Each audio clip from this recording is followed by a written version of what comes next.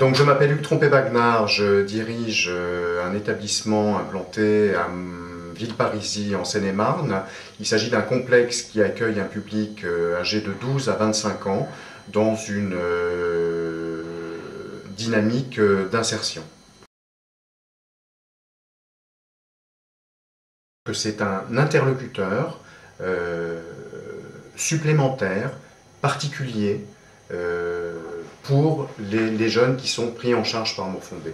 Le psychologue a la possibilité de recevoir les jeunes dans le cadre d'entretiens individuels, c'est-à-dire lorsque le jeune souhaite exprimer des choses qu'il ne peut pas dire aux éducateurs qu'il côtoie tous les jours ou à d'autres membres de l'équipe qui l'entourent, il a la possibilité de s'adresser à une personne particulière dans l'institution qui est le psychologue.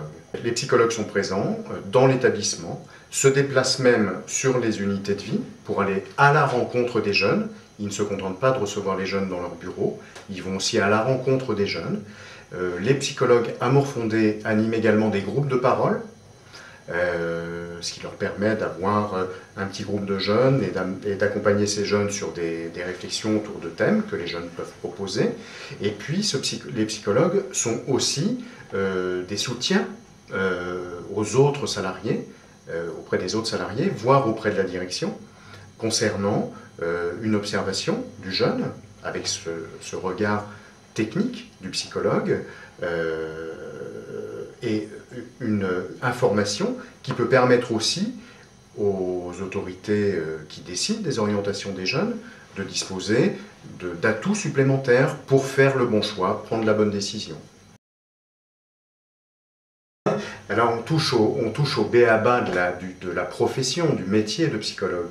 Le psychologue, il doit être dans une posture de distanciation, même s'il fait preuve de chaleur humaine, de qualité d'écoute, il faut qu'il respecte cette distance qui lui permette de bien faire son travail.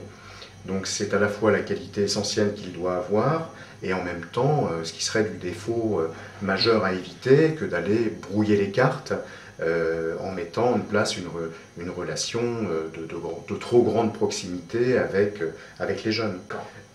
Autre écart à éviter, c'est aussi la façon dont le psychologue s'inscrit dans l'organisation de l'établissement. Le psychologue est un technicien qui a des compétences, mais qui, dans un établissement social, n'est pas décideur. Donc il apporte des informations à sa hiérarchie, sachant que les décisions sont prises au niveau de la direction de l'établissement. Un bachelier qui s'engage sur une formation de psychologue, de mon point de vue, doit être informé des difficultés qu'il va rencontrer à l'issue de cette formation.